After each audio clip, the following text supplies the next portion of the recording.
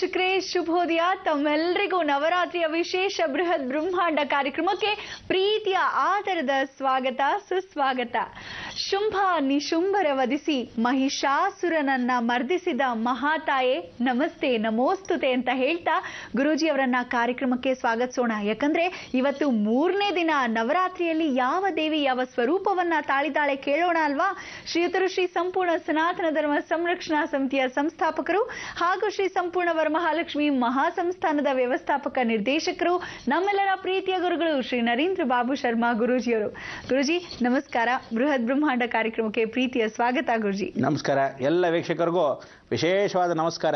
ಇವತ್ತು ನವರಾತ್ರಿಯ 3ನೇ ದಿವಸ ಶುಕ್ರವಾರ. ಅಬ್ಬಬ್ಬಬ್ಬ ಏನು ಕಳೆ, ಏನು ನಕ್ಷತ್ರ ಹೇಗೆ ಹೊಳಿತಾ ಇದೆಯೋ ಹಾಗೆ ಹೆಣ್ಣುಮಕ್ಕಳ ಬಾಯಲ್ಲಿ ಆ ನಗೆ, ವಿಶೇಷವಾಗಿರ್ತಕ್ಕಂಥ ಕಳೆ.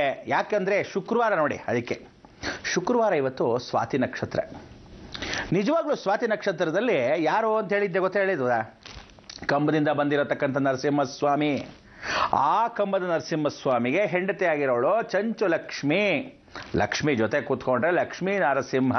ಅದಕ್ಕೆ ಇವತ್ತು ಆ ದುರ್ಗೆ ಮಹಾಕಾಳಿ, ಮಹಾಲಕ್ಷ್ಮಿ, ಮಹಾಸರಸ್ವತಿ ಇದ್ದ ಹಾಗೆ ಲಕ್ಷ್ಮೀ ಸ್ವರೂಪದಲ್ಲಿ ವಿಶೇಷವಾಗಿರ್ತಕ್ಕಂಥ ಚಂದ್ರಗಂಟ.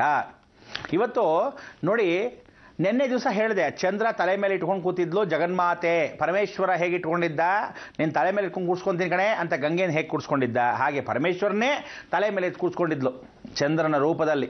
ಅವಳ ಒಳಗೆ ಆಹ್ವಾನ ಮಾಡಿಕೊಂಡು ಇಂಥ ಒಂದು ಜಗನ್ಮಾತೆ ನವರಾತ್ರಿಯಲ್ಲಿ ಇವತ್ತು ಶುಕ್ರವಾರ ಬಹಳ ವಿಶೇಷವಾಗಿರ್ತಕ್ಕಂಥ ಸ್ವಾತಿ ನಕ್ಷತ್ರ. ತಾವೆಲ್ಲ ನಮಸ್ಕಾರ ಮಾಡಬೇಕಾದ ಚಂದ್ರಗಂಟಿ. ಇವತ್ತು ಪ್ರತಿ ದಿವಸ ಒಂದೊಂದು ವಿಶೇಷವಾದ ಹೆಸರುಗಳನ್ನು ಕೊಡ್ತಾ ಬಂದೆ. ಮೊದಲನೇದಾಗಿ ಶೈಲಪುತ್ರಿ, ಎರಡನೇದಾಗಿ ಬ್ರಹ್ಮಚಾರಿಣಿ, 3ನೇದಾಗಿ ಚಂದ್ರಗಂಟ. ಈ ಚಂದ್ರಗಂಟ ಅನ್ನೋಳು ಏನು ಸ್ವರೂಪ ಅಂತಿಕರೆ, ಪ್ರತಿಯೊಬ್ಬ ಮನುಷ್ಯನಿಗೆ ಮನಸ್ತಾಪಗಳು ಬರುತ್ತಂತೆ. ಆ ಮನಸ್ಸನ್ನು ಸರಿ ತಿದ್ದುಪಡಿಸ್ಕೊಳ್ಳೋದು. ನೀವು ಅಕಸ್ಮಾತ್ ಯಾರನ್ನಾದರೂ ಸಾರಿ ಅಂತ ಹೇಳ್ತೀವಿ, ಇಂಗ್ಲೀಷಲ್ಲಿ ಹೋಗಿ ಸಾರಿ ತಪ್ಪಾಯಿತು ಅಂತ. ಈ ಸಾರಿ ಪಾರಿ ಎಲ್ಲದ ಕಪಾಳ ಕೊಡೋಣ ಅನ್ಸುತ್ತೆ. ಮಾಡೋದು ಮಾಡಿಬಿಟ್ಟು ಸಾರಿ ಅಂತೆ.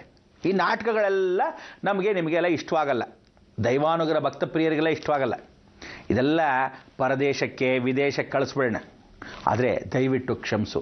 ಮನಸ್ಫೂರ್ತಿಯಾಗಿ ಆ ಕ್ಷಮಾಲೋಚನೆಯನ್ನು ಪಶ್ಚಾತ್ತಾಪ ಪಟ್ಟು ಕ್ಷಮಾಲೋಚನೆ ಕೇಳ್ಕೊಳ್ಳೋ ದಿನ ಇವತ್ತು. ಯಾರಾದರೂ ನಿಮ್ಮ ತಾಯಿಂದ್ರನ್ನ ಮನಸ್ಸು ನೋಯಿಸಿದ್ದೀರಾ? ಯಾರಾದರೂ ತಂದೆನ ಬೇಜಾರು ಮಾಡಿದ್ದೀರಾ? ಅಥವಾ ತಂದೆ ತಾಯಿನಿಬ್ಬರನ್ನೂ ದೂರ ತಳ್ಳಿ ನಿಮ್ಮ ಮನಸ್ಥಿತಿ ಇದ್ದ ಹಾಗೆ ನಡ್ಕೊಂಡಿದ್ದೀರಾ? ಯುವಕರೇ, ನೀವೆಲ್ಲ ಹೋಗಿ ಆ ಕ್ಷಮಾಲೋಚನೆ ಕೇಳ್ಕೋಬೇಕು. ತಂದೆ ಅಂದರು ತಾಯಿನ ಪಕ್ಕದಲ್ಲೇ ಮನೇಲಿ ಇಟ್ಕೊಂಡು ಅವಳೊಂದು ರೂಮಲ್ಲಿ ಬಿದ್ದಿರ್ತಾಳೆ. ಹೋಗಿ ಬರ್ತೀನಿ ಅಂತ ಒಂದು ಮಾತು ಹೇಳಲ್ಲ ಇವನು ಯುವಕ್ತೆಗೆ. ಹೆಂಡತಿಗೆ ಸೆರಗಲ್ಲಿ ಕೂತಿರ್ತಾನೆ. ಯಾವತ್ತೋ ಅಳಿಯ ಅಳಿಯ ಅನ್ಸ್ಕೊಂಡ್ಬಿಟ್ಟು ಹೆಂಡತಿ ಸೆರಗಲ್ಲಿ ಮುಡಿ ಹಾಕ್ಕೊಂಡು ಇಟ್ಕೊಂಡ್ಬಿಡ್ತಾಳೆ ಗಂಡನ್ನಲ್ಲಿ. ಅಂಥ ಜನ ವಯಸ್ಸಾದ ಮೇಲೂ ಹೆಂಡತಿ ಕಂಡ್ರೆ ಭಯ.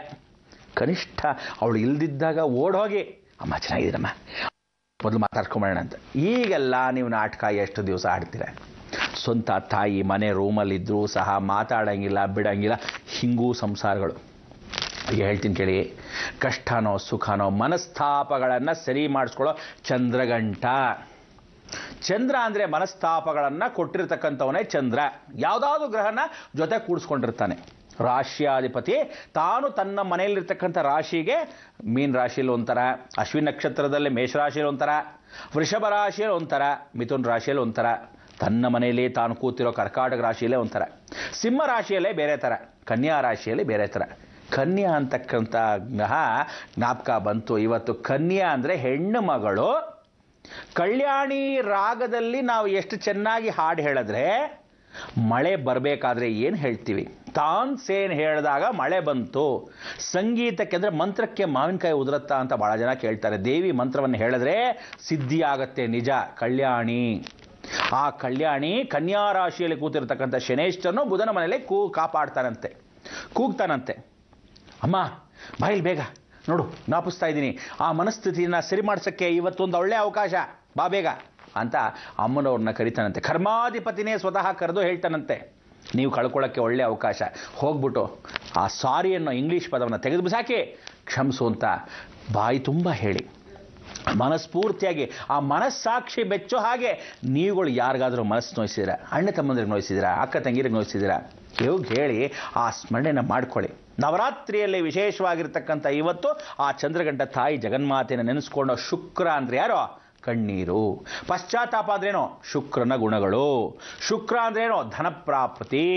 ನಿಮಗೆ ಹಳೆ ಋಣಗಳೆಲ್ಲ ಬ್ಯಾಲೆನ್ಸ್ ಇರುತ್ತೆ. ಭಾಳ ಜನಕ್ಕೆ ದುಡ್ಡು ಬರ್ತಾನೇ ಇಲ್ಲ, ದುಡ್ಡು ಕೊಟ್ಟಿದ್ದು ಬಡ್ಡಿನೇ ಬರ್ತಾ ಇಲ್ಲ, ಚೀಟಿ ವ್ಯವಹಾರ ಮಾಡ್ತಾ ಇದ್ದೀನಿ, ಚೀಟಿ ವ್ಯವಹಾರದಲ್ಲಿ ಯಾವ ಕಾಲಕ್ಕೂ ಲಾಭವೇ ಇಲ್ಲ, ಬಿಸ್ನೆಸ್ಗೆ ಕಾರ್ ತೆಗೆದು ಹಾಕಿದ್ದೀನಿ, ಟ್ರಾವೆಲ್ಸಲ್ಲಿ ದುಡ್ಡೇ ಬರ್ತಿಲ್ಲ, ಎಷ್ಟೋ ವಿಧವಾದ ಬಿಸ್ನೆಸ್ ಮಾಡಬೇಕು ಅಂತಿದ್ದೀನಿ, ಯಾತಕ್ಕೋ ನಡೀತಾನೇ ಇಲ್ಲ, ಥಿಯೇಟ್ರ್ ನಡೆಸ್ತಾ ಇದ್ದೀನಿ, ಥಿಯೇಟ್ರಲ್ಲಿ ಯಾವ ಕಾಲಕ್ಕೂ ವ್ಯಾಪಾರ ಆಗ್ತಾಯಿದ್ರು, ನನ್ನ ನೋಡ್ಕೊಳ್ಳೋಂತ ಹೇಳಿ ಮ್ಯಾನೇಜರು ತಾನೇ ತಿಂತಾ ಇದ್ದಾನೆ. ಎಷ್ಟು ಜನಕ್ಕೆ ಎಂಥ ಕಷ್ಟಗಳು. ಹೋಟ್ಲ್ ನಡೆಸ್ತಾ ಇದ್ದೀನಿ, ಬೇರೆ ಊರಲ್ಲಿ ಕೂತ್ಕೊಂಡು ಆ ಹೋಟ್ಲ್ ಅವನೇ ತಿಂತಾ ಇದ್ದಾನೆ, ಸಾಲದೆ ಬಂದಿದೆ, ಏನು ಮಾಡ್ತಾ ಇದೆ, ನಡೀತಾ ಇಲ್ಲ ಹೋಟ್ಲು ಅಂತ ಅವನೇ ಹೇಳ್ತಾ ಇದ್ದಾನೆ, ಸುಳ್ಳು ಹೇಳ್ತಾ ಇದ್ದಾನೆ.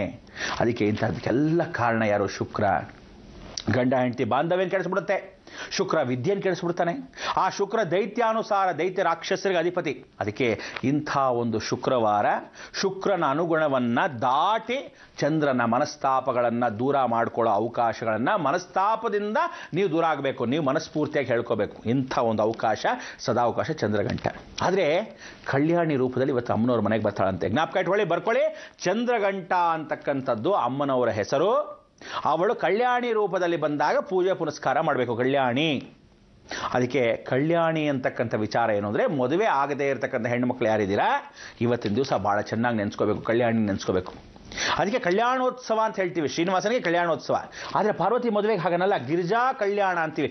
ಕೊಟ್ಟಲ್ಲಿ ಕಲ್ಯಾಣ ಅಂದರೆ ಕಂಕಣ ಬಲ ಕೂಡಿ ಬರಬೇಕು. ಕಂಕಣ ಬಲವನ್ನು ಕೂಡಿ ಬಂದರೆ ಗೃಹ ಬಲದಲ್ಲಿ ಗೃಹ ಬಲ, ಗುರು ಬಲ ಸಿಗತ್ತೆ. ಅದಕ್ಕೆ ಕಂಕಣ ಬಲ ಅನ್ನೋದು ಹೆಣ್ಣು ಮಕ್ಕಳಿಗೆ ಮನೆಯಿಂದ ಓಡಿಸೋ ಕೆಲಸ. ಅಂದರೆ ಎಷ್ಟೋ ಜನ ಹೆಣ್ಣು ಮಕ್ಕಳನ್ನ ಮದುವೆ ಮಾಡಿ ಕಳಿಸ್ಲೇಬೇಕು, ಜವಾಬ್ದಾರಿ. ಮನೆಯಿಂದ ಓಡಿಸೋದು ಅಂತಲ್ಲ, ಭಾಳ ಜನ ಮನೇಲೇ ಇಟ್ಕೊಂಬಿಡೋಣ, ಅಳಿಯನ್ನ ಮನೇಲಿ ಇಟ್ಕೊಂಬಿಡೋಣ. ಗಂಡಸ್ಸಾಗಿ ಬದುಕಬೇಕು ಮನುಷ್ಯ. ಯಾವ ಕಾಲಕ್ಕೂ ಹೆಣ್ಣು ಪೆಕ್ಕಡ ಥರ ಮನೇಲಿ ಹೋಗ್ಬಿಟ್ಟು ಕುಕ್ಕುರ್ಸ್ಕೊಂಡು ಹೆಂಡತಿ ಮನೇಲಿ ಕುಕ್ಕುರ್ಸ್ಕೊಳ್ಳೋದ? ಮಾನ ಮರ್ಯಾದೆ ಇಲ್ಲ. ಇಲ್ಲ, ದುಡ್ಡನ್ನು ತಂದು ಹಾಕಿ ಗಂಜಿನೋ ಅಂಬಳಿನೋ ನೀನು ದುಡ್ದು ಅದನ್ನು ಸಾಕಬೇಕು. ಹೆಂಡತಿ ಮನೇಲಿರೋ ದುಡ್ದು ಸಾಕು, ಆವಾಗ ಮೆಚ್ಕೊಳ್ಬೇಕು. ನಿಜವಾಗ್ಲೂ ಹೇಳ್ತೀನಿ ಕೇಳಿ, ಯಾವ ಕಾರಣಕ್ಕೂ ನಿಮ್ಮ ಸ್ವಂತ ತಂದೆ ತಾಯಿನ ದೂರ ಮಾಡಿ ಇನ್ನೊಬ್ಬರ ಮನೇಲಿ ಕೂತ್ಕೊಳ್ಳೋದು ದರಿದ್ರ, ಶುಕ್ರದೋಷ.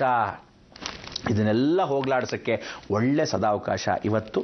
ಆ ದೇವಿ ನವರಾತ್ರಿಯಲ್ಲಿ ಪ್ರಯುಕ್ತವಾಗಿ ಸ್ಮರಣೆ ಮಾಡ್ಕೊಳ್ತಕ್ಕಂಥ ದಿನ.